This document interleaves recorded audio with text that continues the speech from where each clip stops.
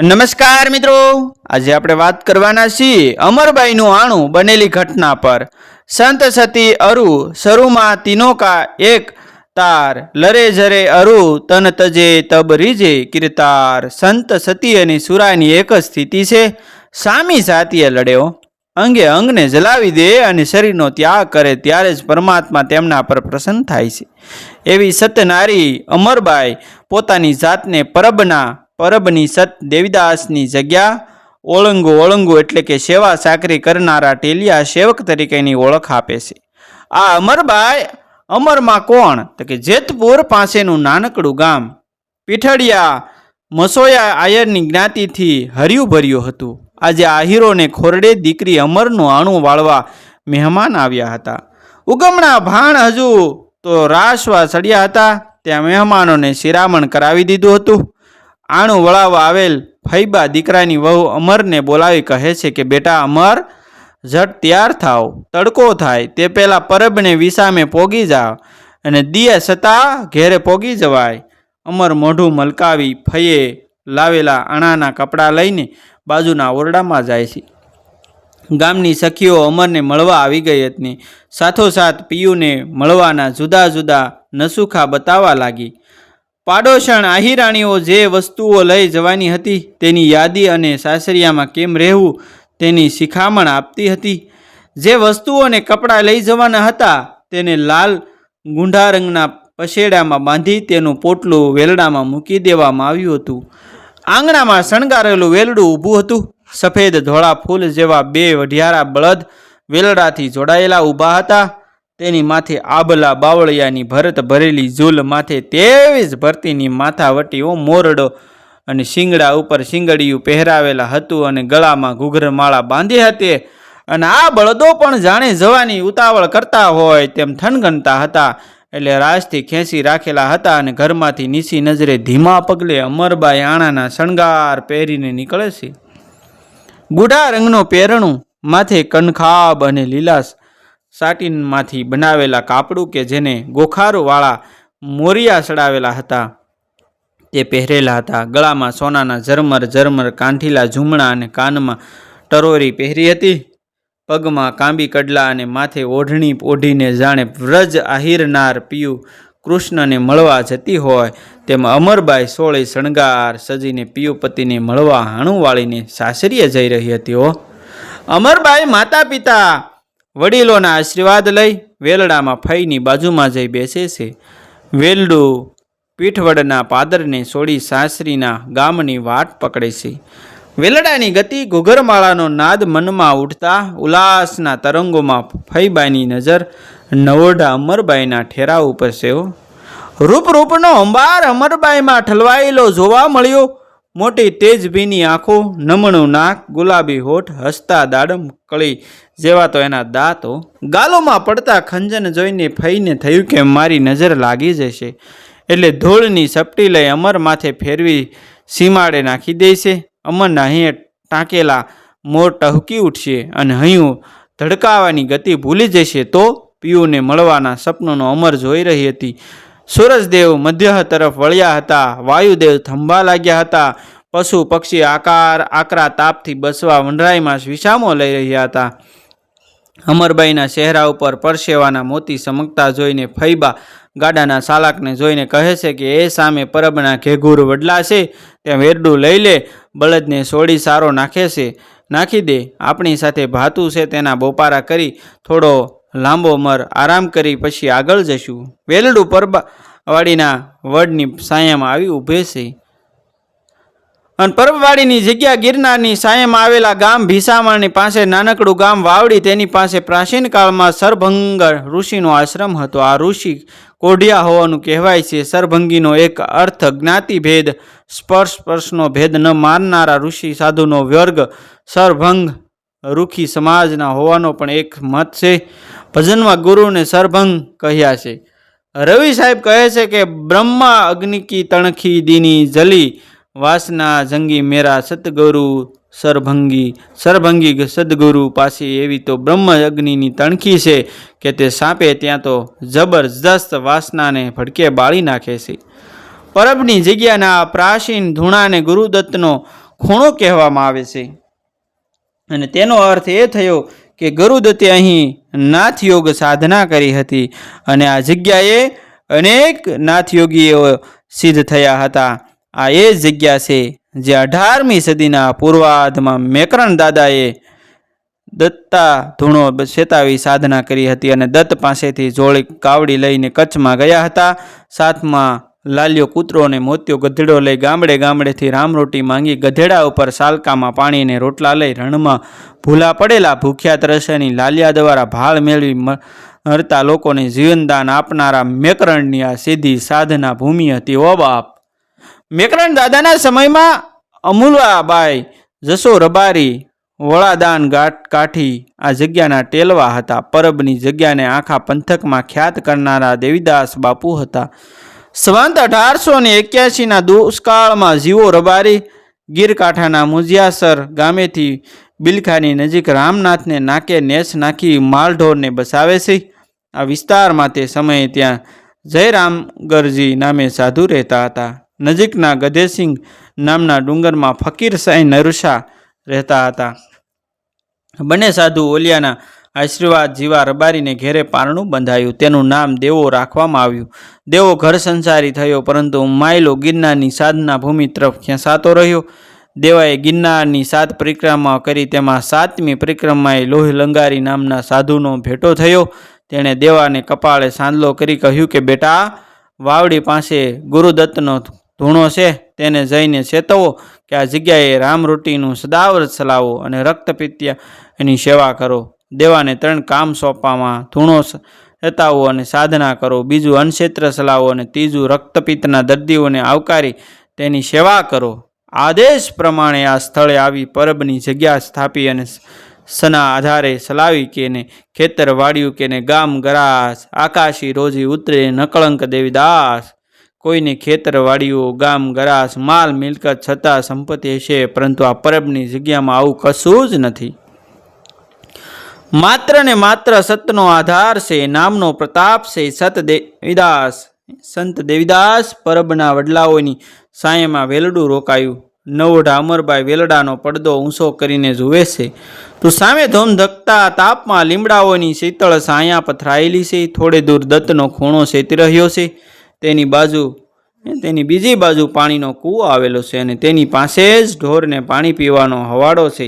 લીમડાની સાયામાં લીમડાના પાનની પથારી કરી લીમડાના પાનનું નવશેકું પાણી કરી દેવદાસ બાપુ રક્તપિત્તના દર્દીઓના સડેલા ભાગને આસપરુથી ગેગાયેલા ગંધાતા ભાગને જાળવીને સાફ કરે છે. છતાં તેની પીડાઓ દર્દીઓની શીશ સંભળાય છે. તો કોઈ દર્દી વળી બાપુની આળોનો શિરાપાવ આપે છે. તે સામે દેવીદાસ બાપુ હસતા હસતા મીઠા બોલે સમજાવે છે કે ભાઈ, જો આ મટવા આવ્યું છે, તમારે તો ચાલીને ઘેરે જવાનું છે. બાપુ બધા દર્દીઓને સંભળાવે છે, ભાઈ, અમને દેહમાં રોગ તો ભરેલો જ છે. આ રૂએ રોગ જ છે, પણ કોઈને ફૂટીને બહાર દેખાય છે અને કોઈને દેખાતો નથી. જેને બહાર દેખાતો નથી તેને માયલી બાજુ આવો જ રોગ છે. આ દેહ તો કાશી માટીનો કુંભ છે, તેને તૂટતા શી વાર.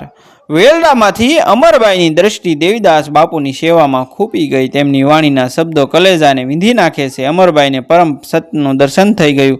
માની લો કે તેમના જીવનની પલ પાકી ગઈ અને પછી એક પણ ક્ષણનો વિચાર કર્યા વિના વેલડામાંથી સલાંગ મારી નીચે ઉતરી જાય છે. આ ક્ષણ જ મહત્વની છે. આવી જ એક ક્ષણ સિદ્ધાર્થના જીવનમાં આવી હતી.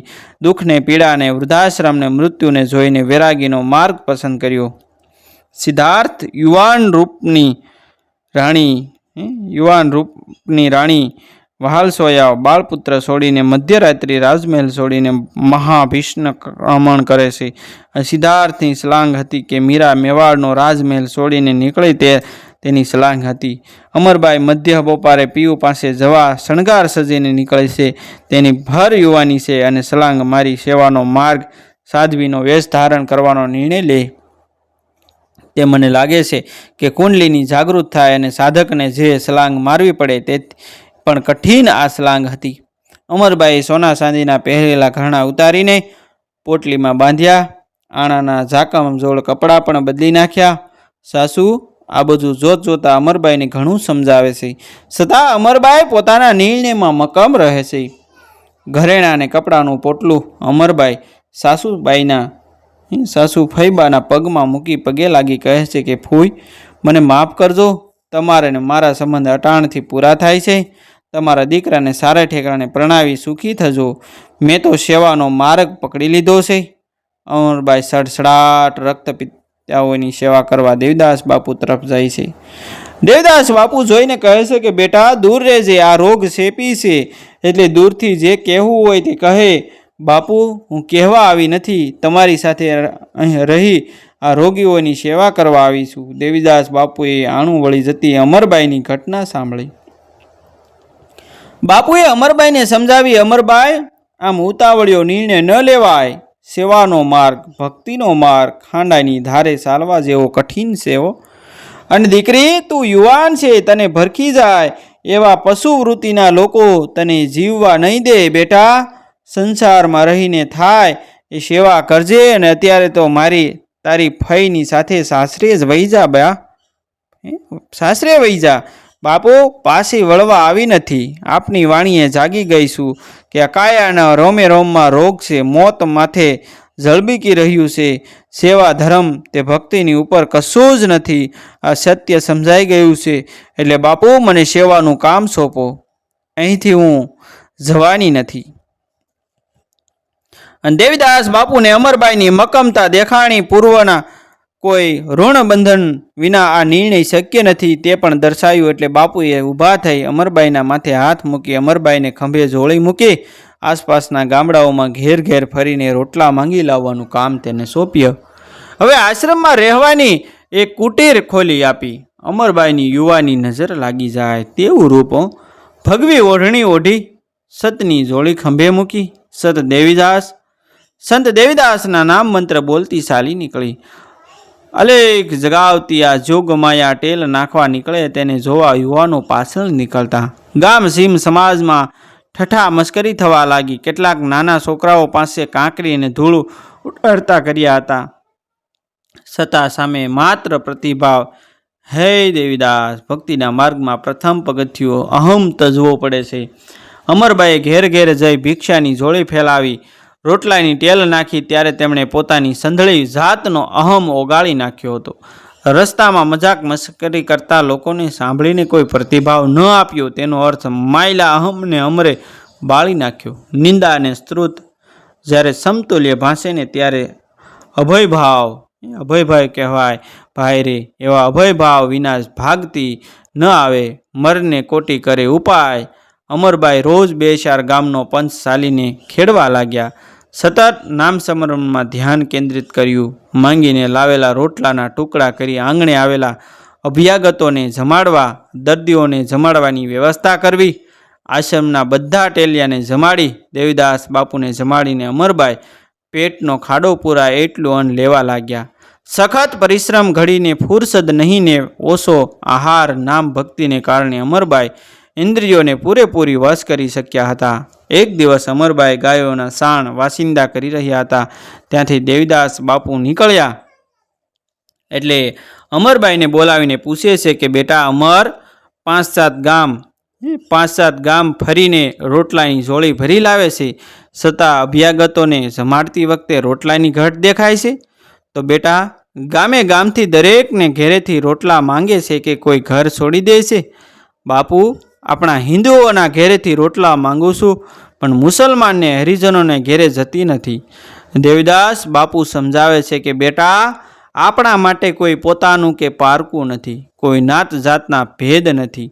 18 વર્ણ આપણા માટે સમાન છે, તો માંગવામાં કોઈનું ઘર છોડવું નહીં.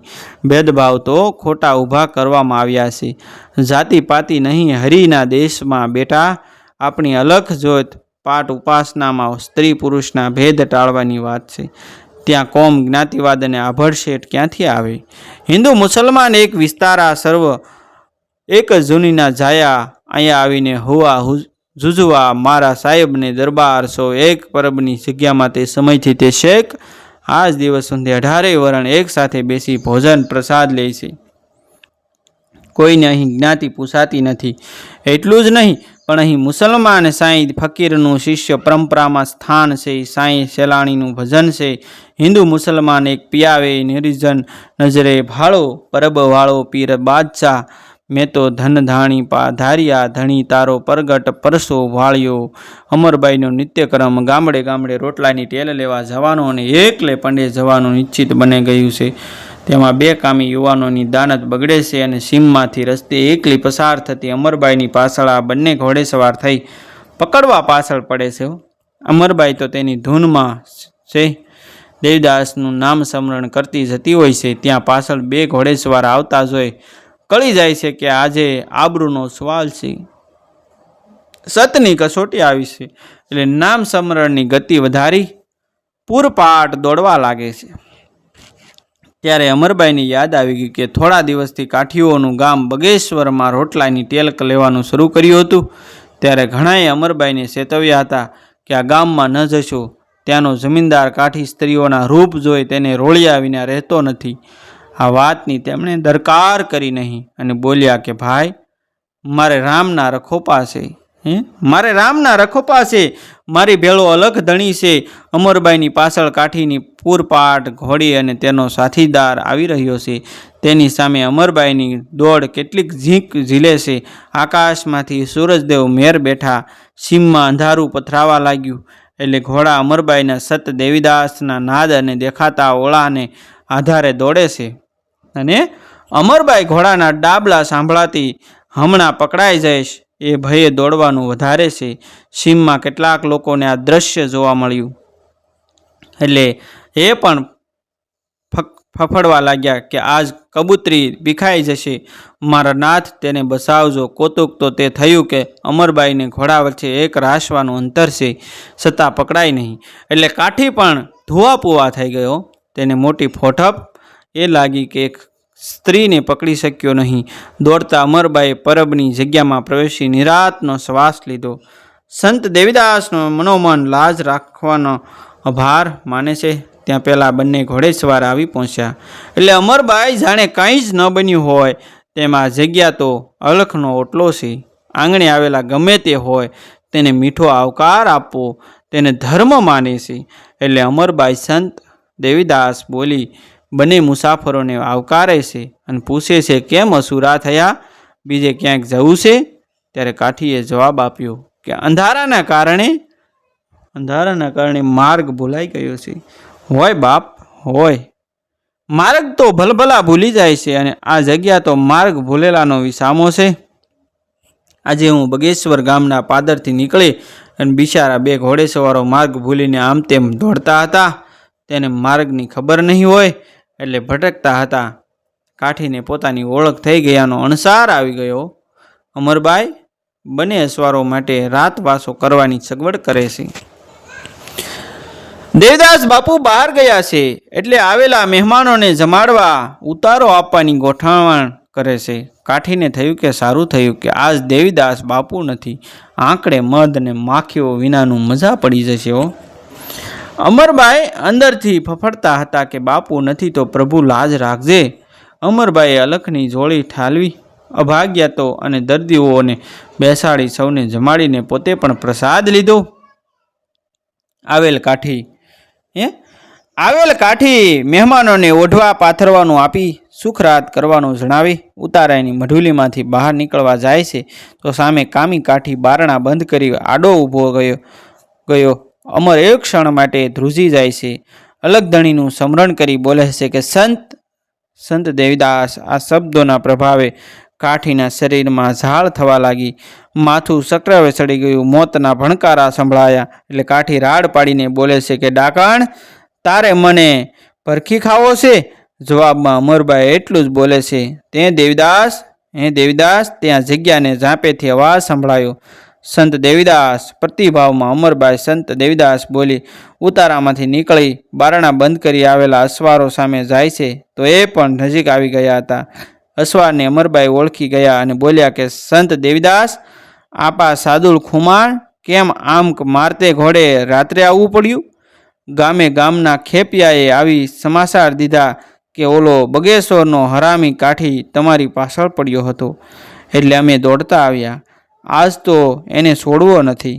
આ વાત કાઠી સાંભળી ગયું. હવે સાદુળની બીક તેને હતી જ. અહીં તો એ પાંજરે પુરાયો હતો.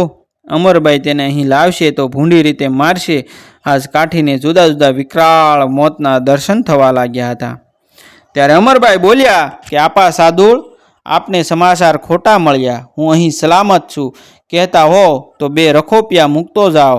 ના સારું તો અમે દેવીદાસ બાપુને કોઈ ઉપાડી ગયાના વાવડ છે, તેની ભાળ લેવા જઈએ છીએ. અમરબાઈને થયું કે પ્રભુ, તારી લીલા અદ્ભુત છે. વૈરાગીને પણ દુઃખના દાડા ભોગવવા પડે છે. આજે રાત્રિ અનેક ભયને પ્રગટ કરવા માટે લાંબી બની હતી. આણે વળીને આવતી અમરબાઈની માયાવી વિદ્યાર્થી દેવીદાસે પરબના ટેલિયા તરીકે રોકી લીધી હતી. જે યુવાન પરણેતર આયરને અસહાય થઈ પડ્યું હતું. બદલાની આગ દિવસે ને દિવસે વિકરાળ થતી જતી હતી. જે સાથીદારોને લઈ દેવીદાસ બાપુને ગિરનારને માર્ગે ઉપાડી ગયા અને લાકડીઓને એવો માર માર્યો કે હાડકા ખોખરા કરી નાખ્યા. લોહી લુહાણ બેભાન થયા. પછી રઝળકતા મૂકી એ ચાલ્યા ગયા. સંતોના રખોપા શ્રી હરિ કરતા હોય છે. ભલે પ્રત્યક્ષ ન આવે તો તેના વતી કામ કરનારા કોઈને કોઈ રૂપે આવી જતા હોય છે. જે સાધુને સાંયે દેવા રબારીને ગુરુ બોધ આપી પરબની જગ્યા સેતવવા મોકલ્યા હતા, તે ગુરુ જયરામ મગર અને સાંઈ નૂરશાહ અહીં આવી પહોંચે છે. દેવીદાસને જોડીમાં નાખીને પરબની જગ્યા સુધી ઉપાડી લાવે છે. જગ્યાને ઝાંપે ફરી સત દેવીદાસનો નાદ થયો. સફાળા અમરબાઈ કાંગા નીંદરમાં બહાર આવી બોલે છે કે સંત દેવીદાસ. પ્રતિભાવમાં જય દત્તાત્રેય બોલી વૃદ્ધો લોહી લુહાણ જોડી ઉતારી બોલે છે કે माय देव लोगों संभाल लो और दवा देने की जरूर नहीं है. दत्त धुन की खाक सारे बदन में लगा दो, थोड़ी खाक पानी में डालकर पिला दो, सब अच्छा हो जाएगा. अमरभाई ने બંને બુઢાઓને વંદન કરે છે. ત્યાં તો મુખ આશીષ આપતા બંને રાત્રિના અંધકારમાં લોપ થઈ જાય છે. અમરભાઈ દેવીદાસ બાપુના અંગે ભૂતિ લગાવી ગાયનું ગરમ દૂધ અને ભભતી પીવડાવી સુવડાવે છે. ત્યાં પૂર્વ દિશાએ ભાણ પ્રગટી ચૂક્યા હતા. અમરભાઈ ગાયના વાસિંદા કરી અભ્યાગતો મહેમાનોને ઉતારે વળે છે. તો કાઠી દરબાર પોબાર થઈ ચૂક્યા હતા કે અમરભાઈ રક્તપિત્યાની સેવા કરી રોટલાની તેલ લેવા નીકળી પડે છે. અમરબાઈએ 18-19 વર્ષની કાશી વયે અનેક સમણાઓ ભોગવવાની વયે આણે વળી પિયુને મળવા નીકળેલી અભિસારિકાની ક્ષણે વૈરાગનો અંચળો ઓઢી સત દેવીદાસને શરણે તન મન અર્પણ કરી સેવાનો ભેખ લીધો. એ સામાન્ય ઘટના ન હતી. અમરબાઈ અનેક પ્રકારના કષ્ટો વિઘ્નોમાંથી પસાર થાય છે અને દિવસે દિવસે તેની શ્રદ્ધા સદગત દેવીદાસ તરફ વધતી જાય છે. આ સેવાના માર્ગે અલગ ધણીના દર્શનનો પોકાર થવા લાગ્યો. મારા અંતર પડદા કોરે કર્યા, મારા માર્યા છે કાળને ક્રોધ, મુને દેખતી દીધી દેવીદાસ સામૈયા કરજો. સંતના અમરબાઈ એવા ભક્તિના માર્ગે તપોભૂમિમાં કાયમી વસવાટને કારણે તેમની આશા તૃષ્ણાઓ, માયાના આવેગો અને હું ભાવ સંપૂર્ણ વળી ગયો હતો.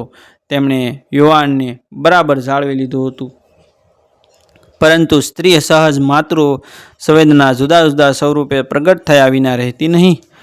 માતૃ વાત્સલ્ય સંવેદન અમરબાઈનું દેવીદાસ બાપુ જાણતા હતા અને અમરબાઈ પણ પોતાની અંતર સંવેદના માલમી દેવીદાસ બાપુ જાણે છે તેની તેને ખબર હતી. કોણ તો જાણે દેવીદાસ જાણે મારી હાલ રે ફકીર માલમી વિના બીજું કોણ જાણે. અમરબાઈ પરબની જગ્યામાં ભેસાણા ગામનો યુવાન કાઠી સાદુલ ખુમાણ ભજન ભક્તિના રંગે રંગાઈને પરબના ટેલવા તરીકે જોડાયો હતો. યુવાન ટેલવા સાથે રહે તેની ચિંતા દેવીદાસ બાપુને થાય એ સ્વાભાવિક છે, પરંતુ અમરમાં તરફનો તેમનો વિશ્વાસ અડગ હતો. સાદુલ ભગત તો થયા, પણ કાઠીપણાનો અહમ ભજન ઢોલિયા ઉપર બેસી ગાવાનો શોખ જાગ્યો અને ગાતા ગાતા ઢોલિયો ભાંગી નાખે. લોકો તેની વાહ વાહ કરે, પરંતુ અમરબાઈ માને આ અહમ ગમે નહીં. એક દિવસ સાલાળાથી દાના બાપુ આવ્યા અને ઢોલિયો ભાંગ્યો નહીં. અહમ ગળી ગયો. બાઈને લાગ્યા કરે કે સાદુલ મારો દીકરો છે. દીકરા તરીકેનું હેત તેના તરફ પ્રગટ કરવા લાગી. રાત્રે ઊંઘમાં પણ દીકરા સાદુલ ઝંખના થવા લાગી. તે સંવેદના પણ દેવીદાસ બાપુની નજરમાં આવે છે, પરંતુ આ સંવેદના લોકો ન સમજી શકે તેઓ નિંદાનું કારણ પણ બની શકે છે. એક દિવસ દેવીદાસ બાપુ અમરબાઈ અને સાદુળ ભગતને બોલાવી બંનેના ગુહ યોગ ઉપર હાથ ફેરવ્યા અવયવોને તેના શરીરમાં સમાવી દે છે. બંનેને સ્ત્રી ભાવ કે પુરુષ ભાવની પ્રાકૃતિગત ખેંચતાણ નાશ પામે છે. આજના વિજ્ઞાન યુગમાં કોઈને આ સત્ય સ્વીકાર્ય ન બને, પરંતુ એટલું તો સ્વીકારવું જ પડશે કે એક સંત સાધકના સ્પર્શથી તમારા દેહની સંદળી વાસનાઓ બળી જાય છે, આંખોના વિકાર પણ બળી જાય છે. અમરબાઈનો માતૃવાત્સલ્ય ભાવ એટલો બધો વિસ્તરો છે કે સૌ કોઈ તેમને અમરમાના નામથી બોલાવે છે. સંત દેવીદાસના પ્રતિભાવમાં અમર દેવીદાસ બોલાવા લાગે છે. સેવા ધર્મના અપરાધ ધામ તરીકે પરબની સુવાસ ચારે તરફ ફેલાવા લાગી. આ ધામમાં દર અજવાળી બીજનો અલખ ધણીનો જોઈત પાઠ ભરવા લાગ્યો.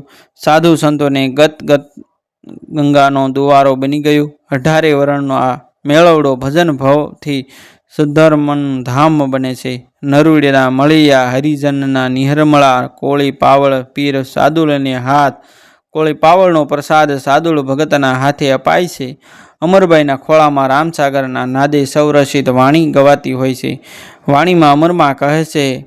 વાણીની અંદર અમરમાં કહે છે કે નજિયા પંથી અને સકો મળા કળજંગના વાવે લંગાર બાવાજી સાદુળ અમે પરબના ઓળંગુ. આ સેવાધામના સંતો કર્મયોગી હતા. હઠયોગ કે અન્ય કોઈ યોગની સાધના તેમણે કરી ન હતી. તેમની પાસે ધ્યાન, ધારણા, યોગ, મુદ્રા, આસન સિદ્ધિ કરવું કે પ્રાણને પલટાવવાનો સમય ન હતો. રોટલો માંગી લાવવો, અભ્યાગતોને જમાડવા અને રક્તપિત્ત અવયની સેવા કરવી અને આ કામ સહજ ભાવે નામ સ્મરણ કરતા રહેવું ને આ કર્મયોગ, ભક્તિ, નામ સ્મરણ યોગથી અમરમાં યોગ રહસ્યના ભેદને ઉકેલી શક્યા હતા. તેનું પ્રમાણ આપતું ભજન છે. જળની માછલીઓ અમે પવને સંસાર્યું ખરી તો ફરતી મારી નહીં ડોલે. જળની માછલી પવનમાં ઉડવા લાગે છે એ શક્ય નથી, છતાં સંત સાધનામાં જીવ શિવના મિલન માટે ગતિશ કરે છે. ત્યારે તેને જળમાંથી સંસારમાંથી વૃત્તિઓના સામ્રાજ્યમાંથી ઊંચે ઉઠવાનું છે અને તે આ માર્ગ કર્મયોગમાંથી શક્ય છે.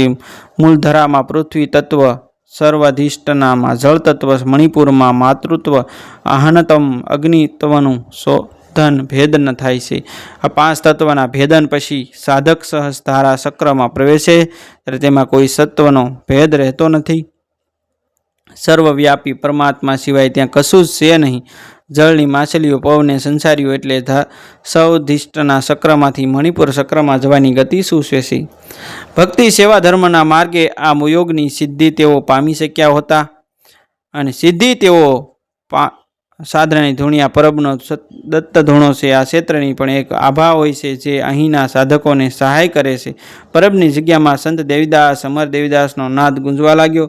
અન્નક્ષેત્ર, રક્તપિત્તના દર્દીઓની સેવા, દુખિયારાઓનો વિસામો, ગાયો માટેની ગૌશાળા અને તેની સાથે અલગ જોત પાઠ, ઉપાસના, ભજન, ભક્તિનો લીલો નજેરો ફેરવા લાગ્યો હતો. એટલું થયા પછી એક દિવસ દેવીદાસ બાપુ અમરમાને સાદુલ ભગતને બોલાવી કહે છે કે ભાઈ, મારી અહીંની અવધિ પૂરી થાય છે. અલખનું તેડું આવી રહ્યું છે એટલે જવાની રજા લેવા તમને બોલાવ્યા છે અને જતાં મારા દેયના દંડ પણ ચૂકવતો જાઉં છું. તેમ કહી દેવીદાસ બાપુ રોજ માથે અંસળો બાંધી રાખતા હતા જે છોડી નાખે છે. ત્યાં તો માથામાંથી ચામડીના પડ ખરવા લાગ્યા. માથામાં થયેલ રક્તપિત્ત દેખાઈ આવે છે. અમરમાના મુખમાંથી તીણી શીશ પડી જાય છે. ભડ સાદુળ ધ્રુજી ઉઠે છે. દેવીદાસ બાપુ બોલ્યા, દેહના રોમે રોમમાં રોગ છુપાયેલો હોય છે, અહીં પ્રગટ થયો તેમાં હબકી જવાય. દેહનો ધર્મ તેની રીતે ચાલે છે અને આપણો ધર્મ તેને હસતા હસતા નિભાવવાનો છે. હવે મારે અલખના ધામમાં જવાનું છે તો સાધુ સંતો ભક્તો ગંગાની વાયક મોકલો. તેમની હાજરીમાં સમાધિ લેવી છે. સંતો ભક્તિઓમાં સમર્થ ચેતનાઓ મૃત્યુ પૂર્વે તેનો સમય જણાવી તે પ્રમાણે ભાઈલાઓને બોલાવી જીવતા દેહને છોડી સમાધિસ્થ થઈ શકે છે. એટલું જ નહીં, મૃત્યુને આગળ પાછળ કરી શકે છે. દેવીદાસ બાપુએ સમાધિ લેવાની વાત કરી એટલે અમરમાએ બાપુને પગે લાગી સાથે સમાધિ લેવાની અનુમતિ માંગી. બાપુએ થોડું રોકાઈ જતાં જણાવ્યું, પણ માનો આગ્રહ હતો કે આપ જેવો મને બીજો સંગાથ નહીં મળે. દેવીદાસ બાપુએ સંમતિ આપી ત્યારે સાદુલ ભગત તો શું કરે, તેના ભાગ્યમાં જવાબદારીને ભજન હતું. રોય રોય કે ન સાંભળવું જેસલજી છે કે ઊંડા દુઃખ અને સંભળાવવું રે. જાડેજો કહેશે કે રુદિયો રૂવે રે, મારો ભીતર જલે અમરમાં આવીને ભગતને પંપાળે છે. વીરા, અહીં કોઈ કે તો આ સાંભળવું પડશે ને. વળી તમે સમર્થ છો ને, તમે આવશો ત્યારે અમે તમારું સ્વાગત કરવા સામે આવશું. આપણે અલખને દરબાર ફરીને મળશું. સત દેવીદાસ અને અમરબાની સમાધિ ગાળવામાં આવી અને સાધુ સંત સમાજની હાજરીમાં બંને અલખનો નાદ જગાડી પ્રાણને ઠેરવી સમાધિસ્થ થયા. આમ એક કર્મયોગી અને સંત સાધક બેલડી સત દેવીદાસ અમર દેવીદાસનો નારો ગુંજતો રાખી સૌ ધામ સીધાવ્યા. અમે પરબના ઓળંગુ અલખ દેવાંગી તમારા ઓળંગુ. મિત્રો, આવા જ નવા નવા વિડીયો જોવા માટે અમારી ચેનલ સાથે બન્યા રહેજો. અને અમારી ચેનલ તમે હજી સુધી સબસ્ક્રાઈબ ન કરી હોય તો જેથી કરી સબસ્ક્રાઈબ કરી દેજો, જેથી કરી આવનારા વિડીયો આપને જલ્દી મળી જાય. થેન્ક યુ મિત્રો. મળશું આપણે એક નવા વિડીયો સાથે, એક નવી સ્ટોરી સાથે. ત્યાં સુધી આપ સૌનો આભાર. થેન્ક યુ મિત્રો. મળીએ.